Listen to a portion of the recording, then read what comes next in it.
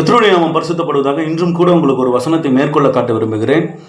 யோவான் எழுதின சுவிசேஷ புஸ்தகம் 1ஆம் அதிகாரம் வசனம் 1 முதல் 2 வரை வசனம் இப்படியாக கூறுகிறது.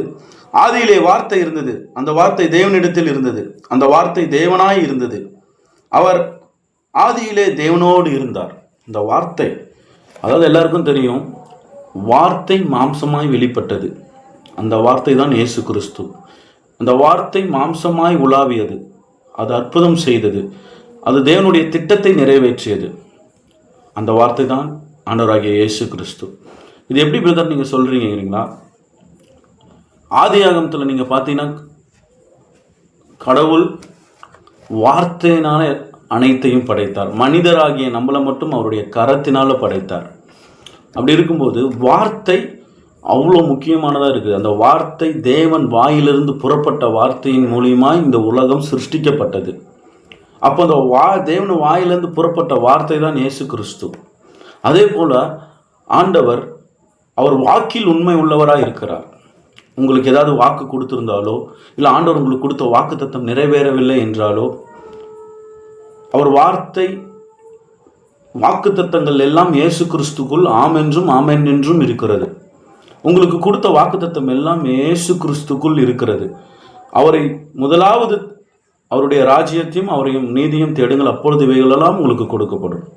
அப்போது அவரை தேடும். ஏன்னா உங்கள் வாக்குத்தத்தங்கள், உங்கள் ஆசீர்வாதங்கள், உங்களுடைய நன்மைகள், உங்களுக்கு இருக்கிற நோயில் இருக்கிற சுகமளிக்கிற வல்லமை, இது எல்லாம் எங்கே இருக்குன்னா அவருடைய வார்த்தையில் இருக்குது. அந்த வார்த்தை எங்கே இருக்குதுன்னா அவருடைய சமூகத்தில் இருக்கிறது. அதனால தான் வசனம் மத்தேயுவில் சொல்லுகிறார், முதலாவது தேவனுடைய ராஜ்யத்தையும் அவருடைய நீதியும் தேடுங்கள், அப்பொழுது உங்களுக்கு இவைகள்லாம் கொடுக்கப்படும். அதுதான் வசனம் சொல்லுகிறது. அவருடைய வார்த்தை நல்ல ஔஷணம்னா மருந்து. உங்கள் இருதயத்தில் இருக்கிற காயங்களுக்கு மருந்து போடுகிற மருந்து அவருடைய வார்த்தை. அந்த வார்த்தை உங்களுக்குள் கிரியை செய்கிற வார்த்தையாக இருக்கிறது. ரொம்ப நீங்கள் டவுனில் இருக்கலாம், ரொம்ப போராட்டத்தில் இருக்கிற அந்த தேவ வசனம் உங்களோட பேசுகிறதா இருக்கிறது, உங்களுக்கு மருந்து போடுகிறதா இருக்கிறது, உங்களுக்கு வாக்குத்தத்தத்தை கொடுக்கிறதா இருக்கிறது, உங்களுடைய விசுவாசத்தை எழுப்பக்கூடியதா இருக்கிறது. இன்றும் கூட அந்த வார்த்தை, ஆதியிலே வார்த்தை இருந்தது, அந்த வார்த்தை தேவனிடத்தில் இருந்தது, அந்த வார்த்தை தேவனாய் இருந்தது, அவர் ஆதியிலே தேவனோடு இருந்தார். நம்மளுடைய ஆண்டவராகிய இயேசு கிறிஸ்து அவர் பூமி சிருஷ்டிக்கிறதுக்கு முன்னாடியிலிருந்து இருக்கிறார். அவர் உங்களுடைய பிரச்சனைகளை அறிந்திருக்கிறார். அவர் வார்த்தை வெறுமையாய் திரும்பாது. ஒருவேளை உங்களுக்கு ஒரு சந்தேகம் இருக்கலாம், ஆண்டவர் எனக்கு வாக்குத்தத்தம் கொடுத்தார் பிரதர், இன்னும் நிறைவேறவில்லை.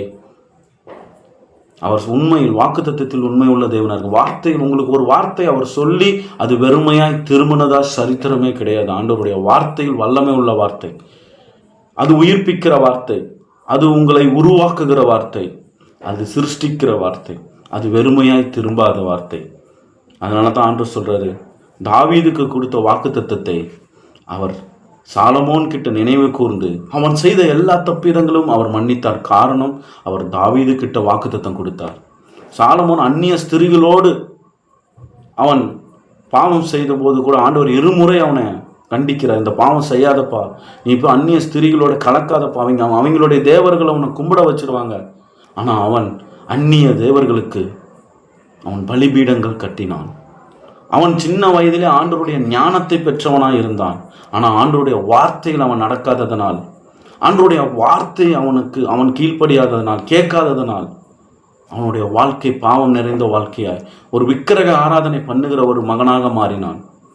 ஆனால் ஆண்டவர் அப்பயும் கூட, அந்த சமயத்தில் கூட ஆண்டவர் தெளிவாய் சொல்லுகிறார், நான் உன்னை இப்போ அழிக்க முடியும், உன்னை நான் இப்போ என்னால் கொல்ல முடியும், இப்போ உன் ராஜ்யபாரம், நீ ராஜாவாக இருக்கிற உன் ராஜ்யபாரத்தை உங்ககிட்ட பிடுங்க முடியும். ஆனால் ஆண்டவர் தெளிவாய் சொல்லுகிறார், உங்கள் அப்பாவாகிய தாவீது கூட நான் உடன்படிக்கை பண்ணினேன், அதனால் உங்கள் குடும்பத்தில் ஒரு ராஜ்யபாரத்தை மட்டும் நான் எடுக்க மாட்டேங்கிறார். ஏன் இதை நான் சொல்ல விரும்புகிறேன் என்றால், உங்களுடைய வாழ்க்கையில் ஆண்டவர் அநேக வாக்குத்தத்தங்கள் சொல்லியிருக்கலாம். சில நேரங்கள் நீங்கள் பாவம் பண்ணலாம், ஆண்டவர் அதை கண்டுக்காமல் கூட இருக்கலாம். காரணம், உங்கள் முன்னோர்கள், உங்கள் பெற்றோர்கள் ஆண்டவருக்கு உண்மையாக இருந்திருப்பார்கள். ஒரே ஒருத்தர் ஒரு குடும்பத்தில் உண்மையாய் ஆண்டவருக்காக வாழ்கிறதுனால் அந்த தலைமுறையே அவங்களுடைய பெயர்களை சொல்லி ஆண்டவர் அந்த கொடுத்த வாக்குத்தத்தை நிறைவேற்ற வல்லமை உள்ள தேவனாய் இருக்கிறார். அவர் வாக்கில் உண்மை உள்ளவர். ஆதியிலே வார்த்தை இருந்தது, அந்த வார்த்தை தேவனிடத்தில் இருந்தது, அது தேவனாகவே இருந்தது. அந்த வார்த்தை நீங்களும் நானும் ஆராதிக்கிற இயேசு கிறிஸ்துவாக அந்த வார்த்தை வெளிப்பட்டது. ஸோ அந்த வார்த்தை, அதனால தான் எரேமியா சொல்லுகிறார், உம்முடைய வார்த்தை கிடைத்தவுடன் நான் உட்கொண்டேன். இந்த வார்த்தை நம்ம சாப்பிட சாப்பிட நம்ம உள்ளான மனுஷன் பலப்பட்டு கொண்டே இருப்பான். கர்த்தர் உங்களை ஆசீர்வதிப்பாராக. இந்த வசனம் உங்களுக்கு பேசியிருக்கிறது, உண்மையாகவே இந்த வசனம் எங்கள் கூட பேசி கொண்டு இருக்கிறது நீங்கள் விசுவாசித்தீங்கன்னா ஆண்டவர் தெளிவாய் பேசி கொண்டிருக்கிறார். யாராவது சபைக்கு போகாமல் பைபிள் வசனம் படிக்காமல் இருந்தீங்கன்னா தயவு செய்து, இது ஏதோ ஒரு புத்தகம் கிடையாது, ஏதோ இது ஒரு எழுத்து கிடையாது, ஏதோ ஒரு முன்னோர்கள் ஏதோ ஒரு மதத்தின் நூல் கிடையாது, ஒரு மதத்தின் புத்தகம் கிடையாது. இது ஜீவனுள்ள தேவனுடைய வார்த்தை. இயேசு கிறிஸ்துவை நீங்கள் படிக்கிறீங்க, அவரை நீங்கள் சாப்பிட்றீங்க. இந்த வசனத்து மூலிமா அவர்கிட்ட இருக்கிற